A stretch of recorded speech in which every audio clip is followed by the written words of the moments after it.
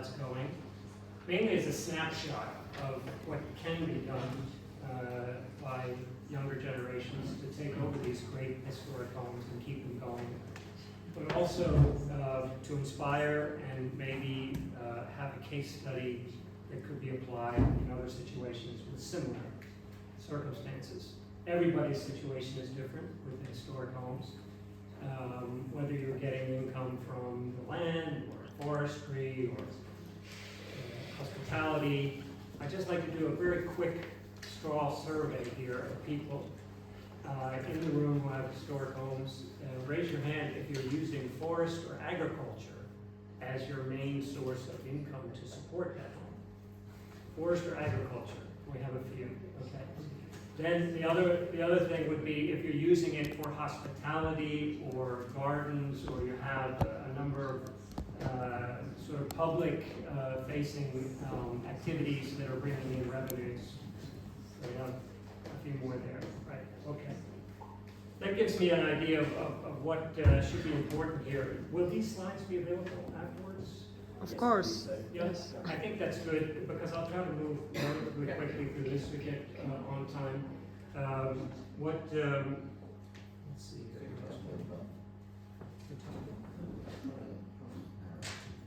Okay, so this is the home. It's about an hour east of Prague, and as you can see, it's Baroque in nature. I have a little introduction phase to give you a sense of what the home is. Then the purpose of our energy plans and how that fits into our overall renovation and use of the property. A very short piece on the solar opportunity that exists for all of us to take and change what I call a problem into a solution. And we have put together what I call the master energy plan, and it's quite funny because we talk about a 5-year horizon on this energy plan, and I think it's probably going to take me 5 years to get permits and permission to get started on this. So you have to have a longer sort of standpoint on how long these projects take. But we've been there for 350 years, so we've got time. So a little bit on the history of the place. Its foundation goes back to the 12th century, where it was a Benedictine monastery, and then through the centuries, many things happened here. We had silver and precious metals mining, which made the monastery very prosperous.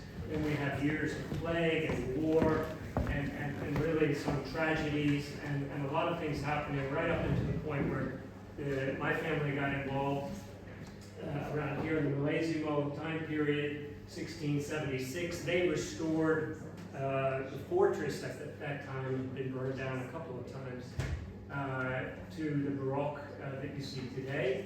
And then we inherited it as the last blood relatives of Vilemov in 1852.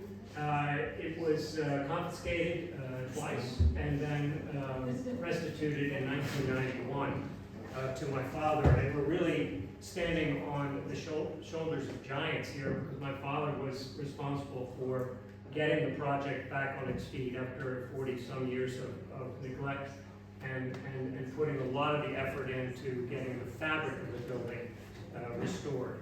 Our generation is now taking the next steps. So our business is changing, and when I asked about forestry versus agriculture, with the bark beetle infestation, you see here on the right a chart of, this is the amount of cubic meters in millions that get destroyed by infestation of bark beetles. You can see it's historically been relatively stable, around 3 million cubic meters.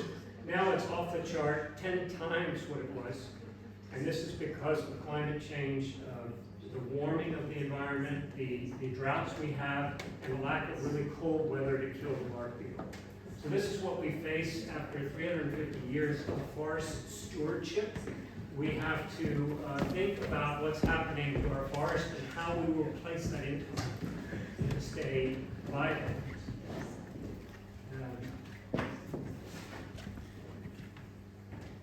So we will pivot towards hospitality. We'll use the biggest asset we have, which is the house, and start to do more and more on the hospitality front.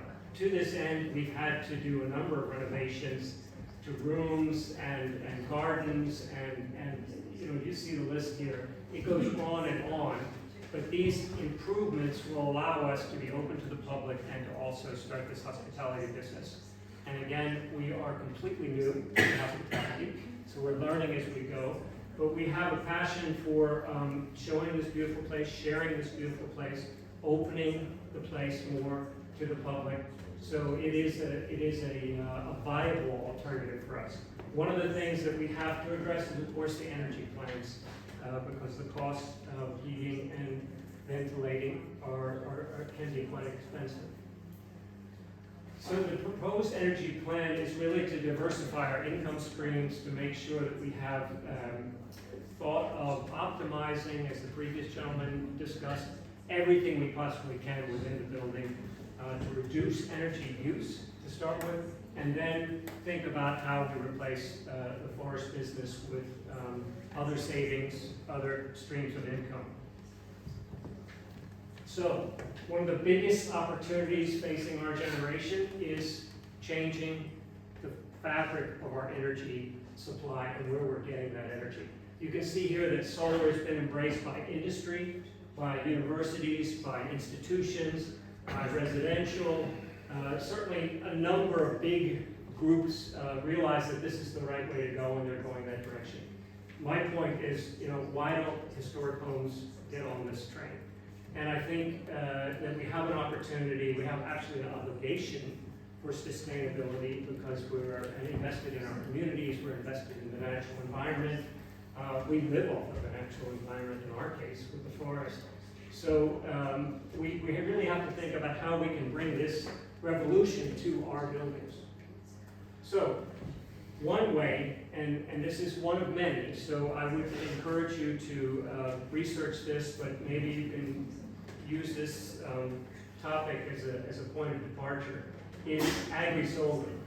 And the objective here is to continue to use the fields and the agriculture on top of that, building these solar structures that are high enough up in the air so you can continue to use and farm and have the agricultural products.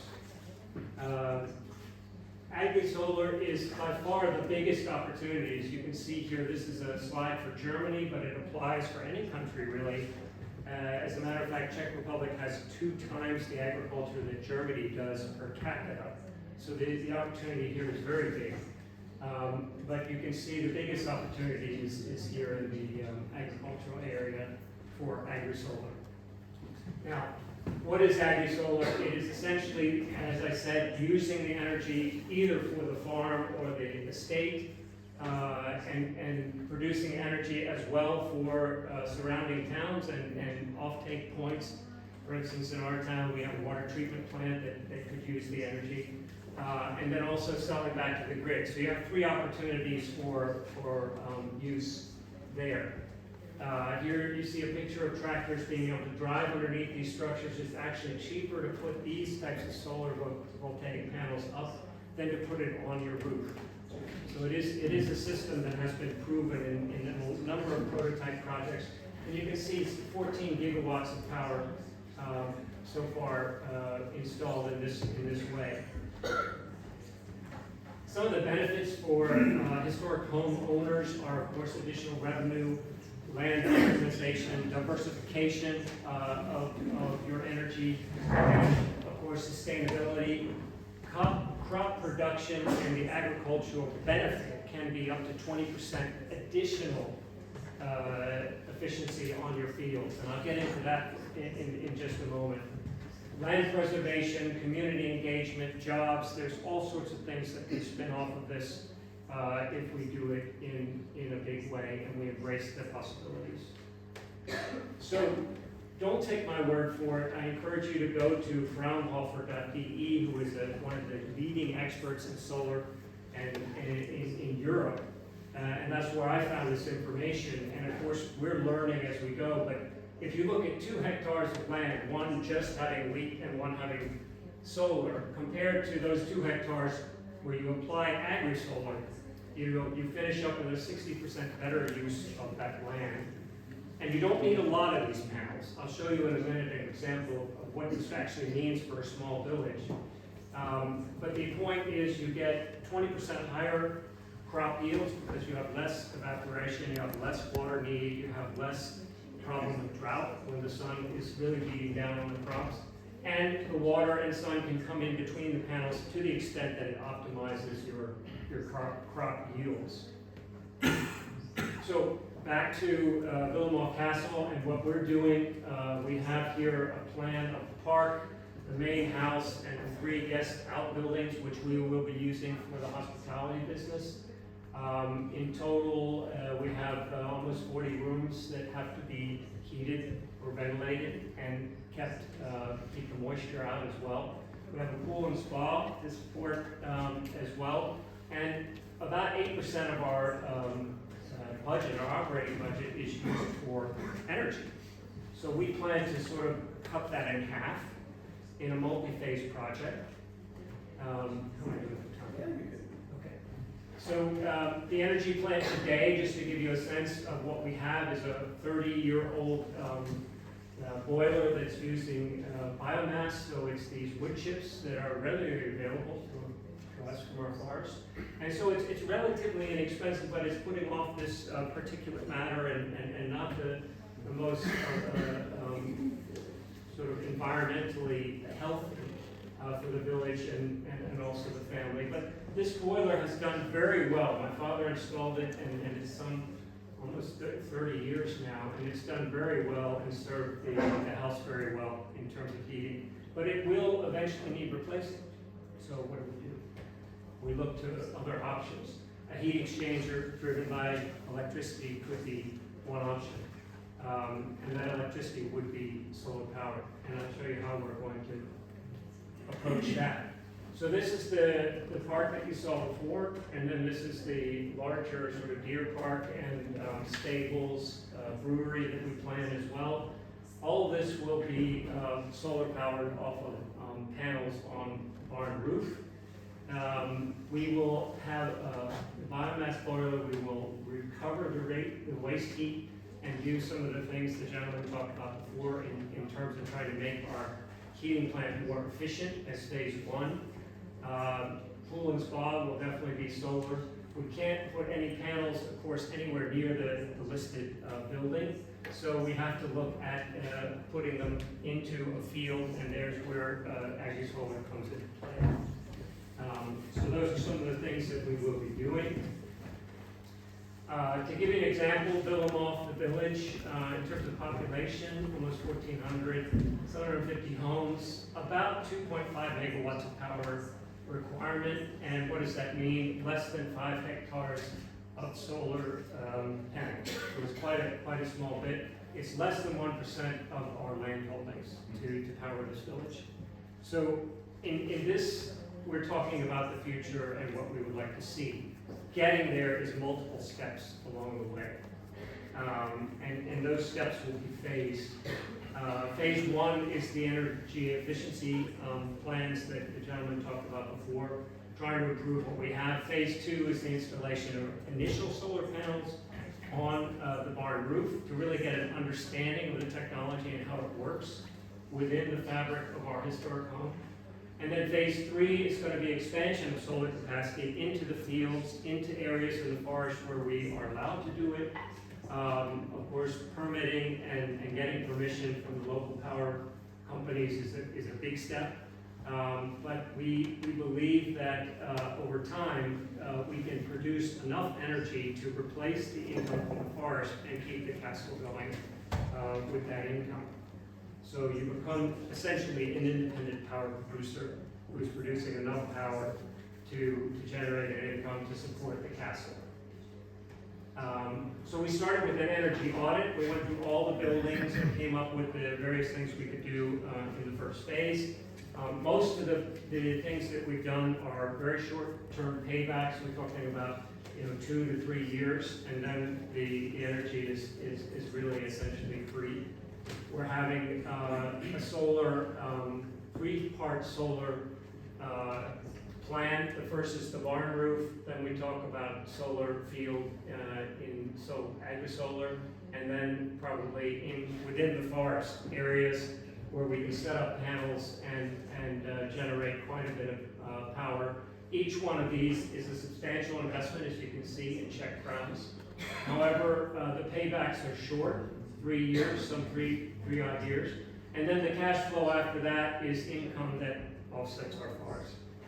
Now, one of the things that historic homeowners have going for them, or three things they have going for them for these types of projects, is we have a lot of land. We have, in most cases, access to capital for financing. And the third is we have a long-term commitment to our community and also to the natural environment and sustainability. So those things are very important when you talk about a successful solar project. And finally, the timeline, just to give you a sense, 5 to 6 months purely for permitting on the barn roof. Nothing starts, not one piece of construction until we get that process done. I would encourage you to investigate for each project what the permitting process is. We have to stay within the guidelines, of course, and within the historic home limitations. But I believe that these projects will come to fruition.